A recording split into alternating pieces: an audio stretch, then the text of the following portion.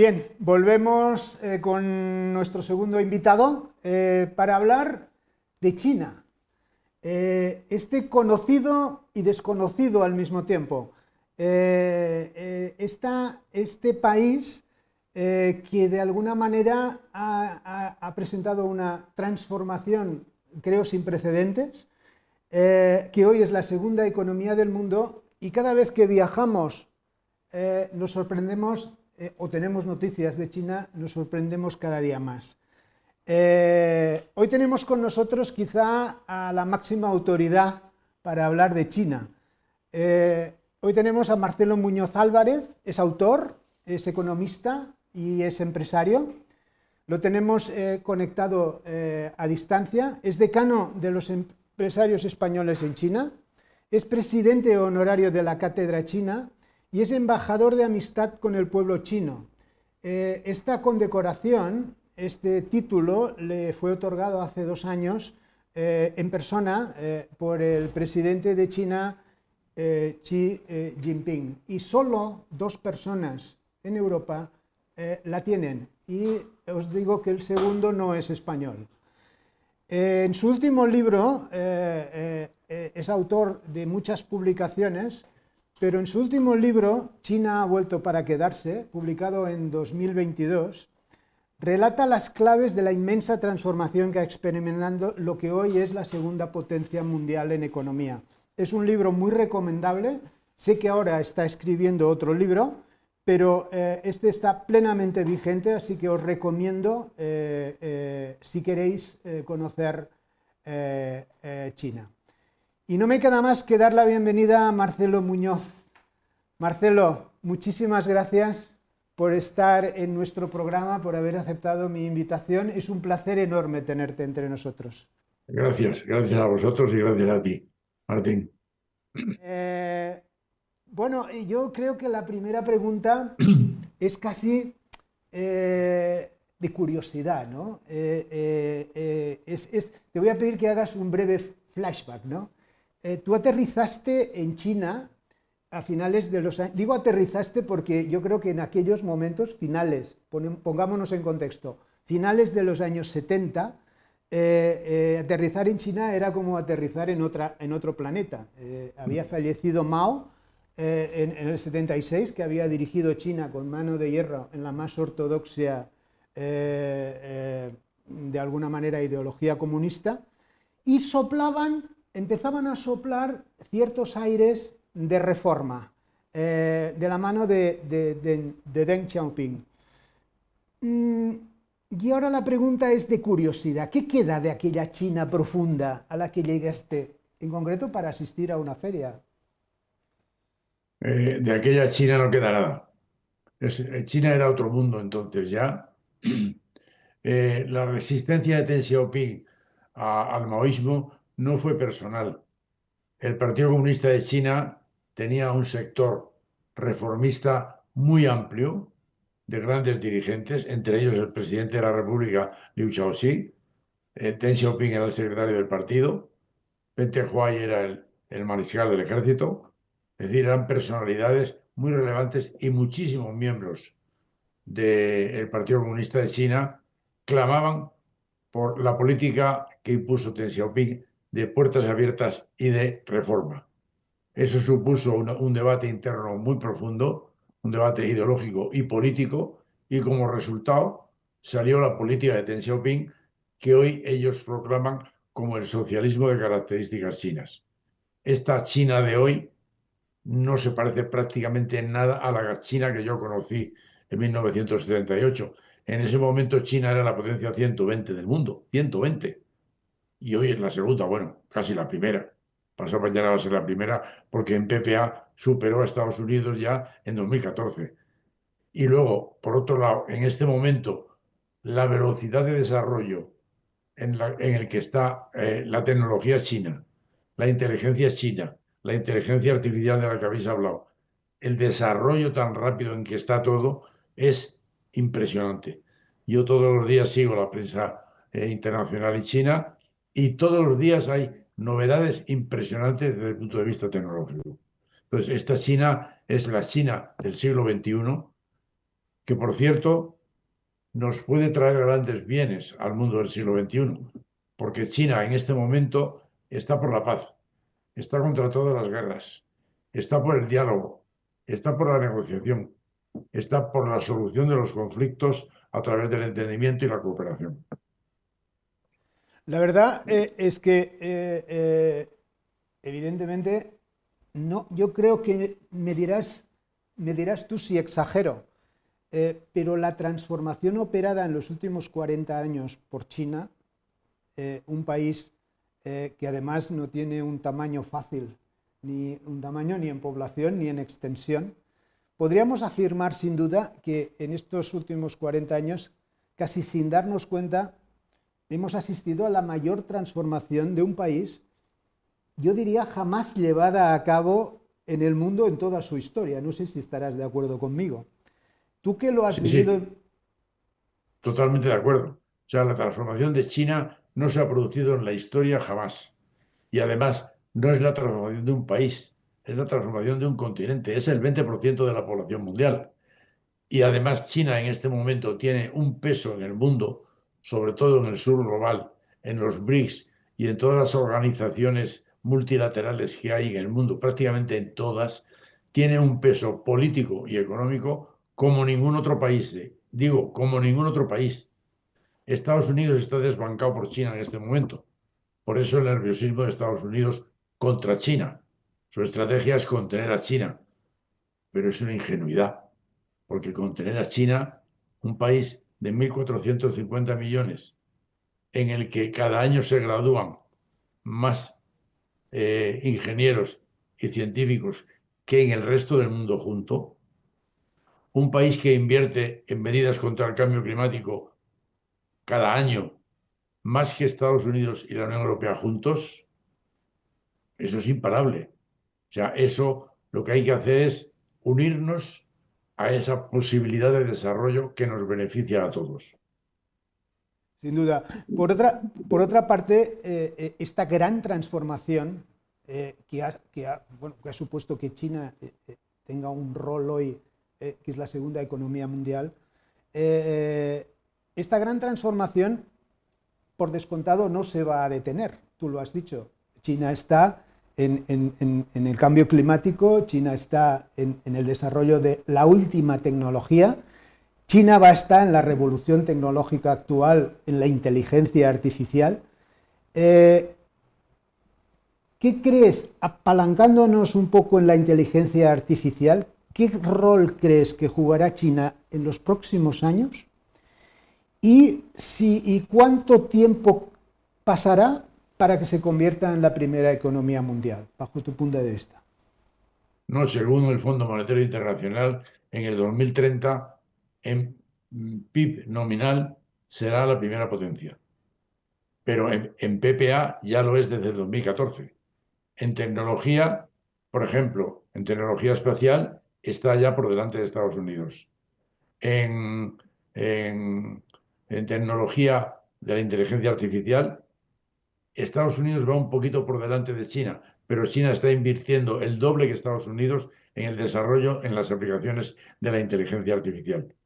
En computación cuántica, China es el primero en el mundo, etcétera, etcétera. O sea que tecnológicamente hoy ya no es solo el Producto Interior Bruto, sino la capacidad. Claro, el hecho de que en China hay 3.200 universidades, 3.200 universidades, entre las cuales de las 10 mayores o más importantes del mundo en cuanto a publicaciones científicas, 8 son chinas.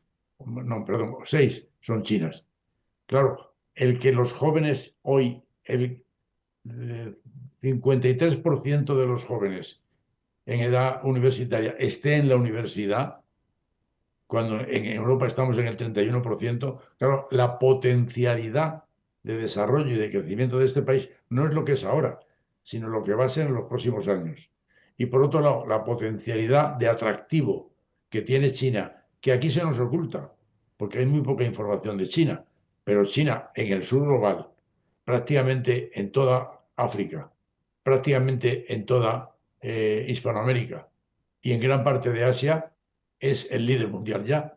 Es decir, el líder que los países siguen como algo a lo que hay que estar por lo menos atento y por lo más imitar o copiar. ¿Cómo lo hacen para conseguir en 40 años este cambio? Hay unas claves políticas. Eso es lo que los analistas geopolíticos intentamos analizar para darlo a conocer. ¿Cuáles son las claves que China está utilizando? Porque esto no sale de la nada, no sale de la genialidad de unos señores, sale del esfuerzo de un país que tiene como base la filosofía confuciana, muy importante, que le diferencia mucho de Occidente, que tenemos una filosofía aristotélico-tomista, metafísica, y ellos, el confucianismo es una filosofía ética y política. Cómo organizar la sociedad para que la sociedad mejore. Esa es la filosofía confuciana. Y esa es la base del comunismo, lo que llamamos aquí el comunismo chino o el marxismo chino.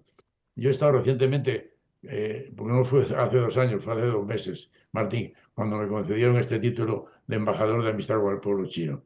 Estuve en Pekín, pedí entrevistas con altos organismos del partido y del gobierno y, por ejemplo, tuve un debate interesantísimo con altos dirigentes de la Academia de Ciencias Políticas de China, que es el mayor think tank del mundo, no solo de China, sino del mundo.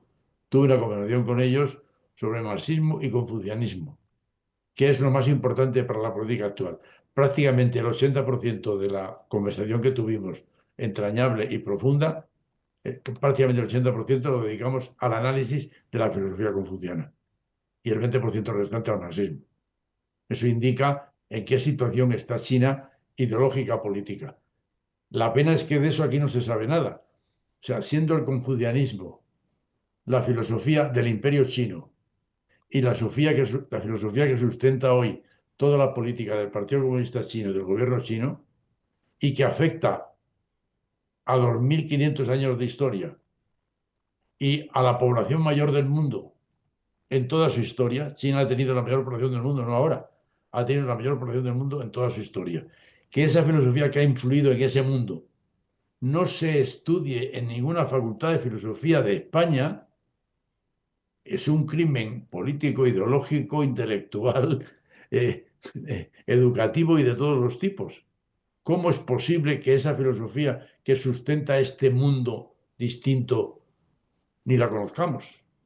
Pues esa es la situación. Pero bueno, vamos dando pasos, o sea, vamos avanzando. Muy bien. Y ahora quiero hacerte, Marcelo, 2 preguntas muy prácticas, ¿no? Los que estamos así en el ecosistema económico, empresarial, financiero. Claro, Trump toma posesión los próximos días. ¿Cómo prevés que se puedan desarrollar las relaciones comerciales China-Estados Unidos? Vamos a ver, China es el principal socio comercial de 148 países, incluido Estados Unidos, incluido Ucrania, incluido Rusia, bueno, 148 países. O sea, prácticamente es el primer socio comercial de todo el mundo. Entonces, ¿cómo va a influir? Pues el señor Trump esto no lo sabe. Mi pronóstico es que Trump, con su política contra el multilateralismo, va contra la historia, va al revés del proceso histórico, va en contra de la política de China. Entonces, lo que va a pasar es que el señor Trump va a contribuir, mi diagnóstico como geopolítico, al declive de Estados Unidos y al crecimiento de China, indirectamente. Es una cosa... Muy relevante, ¿eh? Muy relevante, Marcelo. Lamento que esto choca mucho, pero llamo la atención para que todos lo estudies. Por cierto, el libro que has citado lo tengo en PDF. Mi correo es muy sencillo, presidencia@catedrachina.com. El que quiera recibirlo en PDF se lo envío con mucho gusto. Nada más que ponerme un WhatsApp. Lo haremos llegar para que puedas enviarlo. Y ahora eminentemente práctica, en paralela a la anterior, que afectaba a Estados Unidos. Aquí en Europa tenemos un problema bastante serio, sobre todo con la industria automovilística. especialmente en Alemania. Entonces, China ha adoptado un papel de liderazgo en temas de movilidad, no solo interna, sino externamente, fuera de sus fronteras. Entonces, la preocupación de los empresarios en estos momentos es cómo crees que puede impactar este tema de movilidad en el transporte en la industria automovilística europea en los próximos años. Bueno, está impactando. Vamos a ver, los datos es lo que más aclara la situación. El 80% de los coches eléctricos que circulan por el mundo son chinos. China es el mayor fabricante, por supuesto, de coches eléctricos. Una sola empresa, BYD, tiene 1 millón de empleados y de ellos 110.000 son ingenieros que están investigando permanentemente cómo mejorar la tecnología del coche eléctrico, cómo mejorar la tecnología de las baterías para que pesen menos, duren más, etcétera, y cómo desarrollar el coche autónomo. Cuando Europa se despierte del sueño de que viene China con el coche eléctrico, dentro de 3 años China tendrá en el mercado el coche autónomo, porque ya lo están probando, ya lo están experimentando incluso en autobuses, en tramos de autovías y autopistas y en tramos urbanos, porque el coche autónomo lleva un gran contenido de inteligencia artificial. Con el coche autónomo prácticamente desaparecen los accidentes de tráfico. Entonces, ese mundo nuevo del que se habló antes de la innovación va tan deprisa que tenemos que despertar. Por otro lado, en mi opinión y en opinión de todos los dirigentes chinos con los que hablo, con los que he hablado en estos años, que no son pocos, porque llevo 46 años hablando con ellos, todos estamos de acuerdo en que la solución para los grandes problemas del mundo vendrá de Europa y China, menos de Estados Unidos, porque Estados Unidos está a la contra, va para atrás contra el multilateralismo. Europa podría entenderse muy bien con China, puede entenderse muy bien con China, y he participado en debates europeo-chinos de gran entendimiento, porque nuestras filosofías confuciana y nuestra filosofía de la ilustración son muy próximas, por un lado. Por otro lado, es que tenemos un acuerdo fantástico de inversiones mixtas firmado hace 3 años, que está en un cajón porque el Parlamento Europeo no lo ratifica. ¿Por qué no nos sublevamos europeos conscientes contra el Parlamento Europeo para que se ratifique ese acuerdo que se negoció durante 6 años, que se plasmó en un convenio de 14.000 folios? Es decir, hasta el último detalle. ¿Por qué no exigimos que eso que está aprobado se ratifique? Porque nos vendría bien a todos. ¿Por qué no exigimos a nuestros líderes europeos incorporarnos al macroproyecto de la Ruta de la Seda, que nos beneficiaría mucho? Tengamos en cuenta que hay, bueno, los trayectos que ha desarrollado la Ruta de la Seda. En la Ruta de la Seda desde el año 2013 que se lanzó por parte de China como líder del proyecto, se han invertido realmente, incluyendo China, $1 billón al año. Eso supone en infraestructuras del mundo un salto mortal. ¿Por qué no estamos ahí? ¿Por qué no nos sumamos? Porque, por ejemplo, de los 70 ramales ya en funcionamiento o en construcción del programa macroproyecto La Nueva Ruta de la Seda, hay dos muy importantes que conectan toda Asia y China con Europa. Uno viene por el estrecho de Malaca, que es un cuello de botella, que en cualquier conflicto puede atascarse, viene por el Pacífico al Mediterráneo, perdón, al Índico y al Mediterráneo, y el otro proyecto que está en construcción, que va a ser la carretera más alta del mundo y la más cara, que pasa por todas las grandes montañas del Karakorum, etcétera, está ya muy avanzado, desemboca en el puerto de Goa en Pakistán y por ahí en el Índico y en el Mediterráneo. Y los puertos terminales de esos dos macro proyectos desembocan en los puertos de Barcelona, Valencia y Algeciras. Y viene un grupo chino con el proyecto de construir en Algeciras, recordemos, paro, narcotráfico, construir en Algeciras contando con que estará construido en unos años el túnel bajo el estrecho de Gibraltar, viene con el proyecto de crear en Algeciras un macrocentro de distribución de productos para toda Europa y toda África. No nos interesa. ¿Por qué no exigimos al gobierno español que lo acepte, que lo apoye, que lo ratifique, que lo ponga en práctica? Porque ganaríamos en España un montón. Yo, la percepción, lo que acabas de poner de manifiesto, yo creo que hemos de anotarlo en las agendas de los empresarios, de las grandes compañías y de nuestros políticos, en el sentido de que mucha parte de la prosperidad de Europa depende de nosotros mismos. Y a veces en Europa somos bastante especialistas en tirarnos tiros en el pie. Entonces yo espero que tenga receptividad porque al final estamos en un mundo global, estamos en un mundo en donde las tres grandes economías, las tres grandes geografías tienen que sí o sí llegar a entenderse, y otra cosa es que los que mejor se entiendan y más rápido lo hagan son los que tienen más terreno ganado. Sí. Por último, perdona, yo insisto, es mucho menos difícil entendernos Europa y China que con Estados Unidos. Empecemos por entendernos Europa y China y colaborar. Tu percepción es esta. Por último, Marcelo, una pregunta. China, con este modelo político y económico propios, que a veces no se entienden bien, realmente, y ahora vuelvo al título de tu libro, ¿ha vuelto definitivamente para quedarse? Definitivamente. Definitivamente. China, el último capítulo de ese libro lo titulo China ha vuelto para quedarse y se queda. Y se queda. Claro, porque es que esa potencialidad del conocimiento, de la investigación, de la tecnología. China está en la Luna, en la cara oculta de la Luna.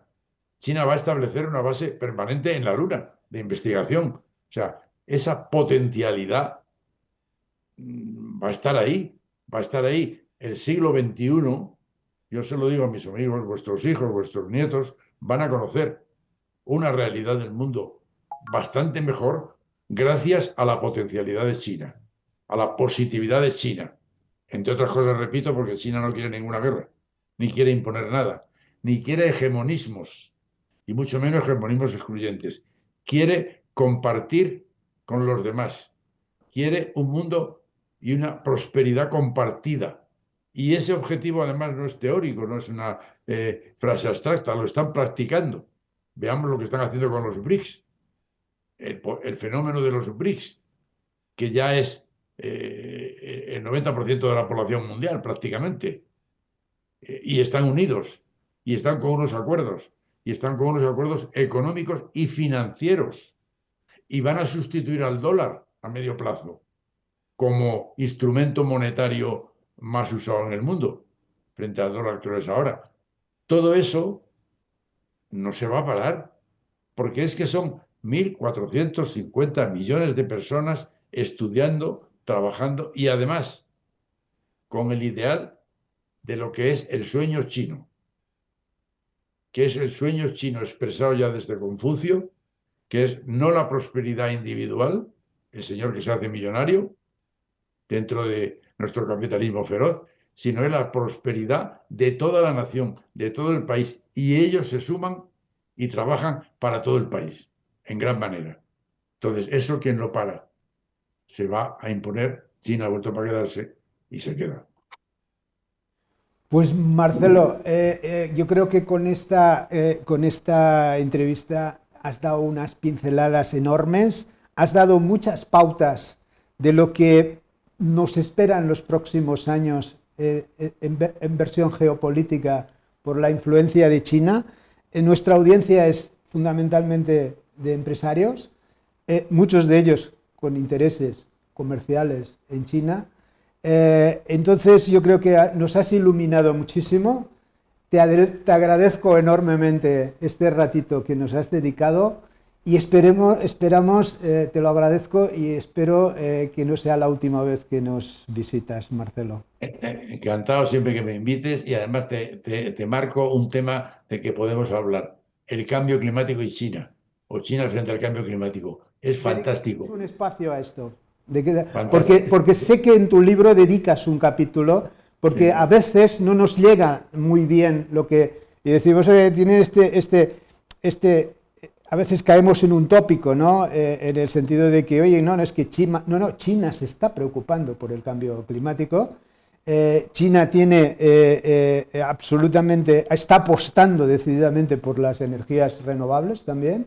Entonces, te invitaré en un próximo programa que dedicaremos al cambio climático.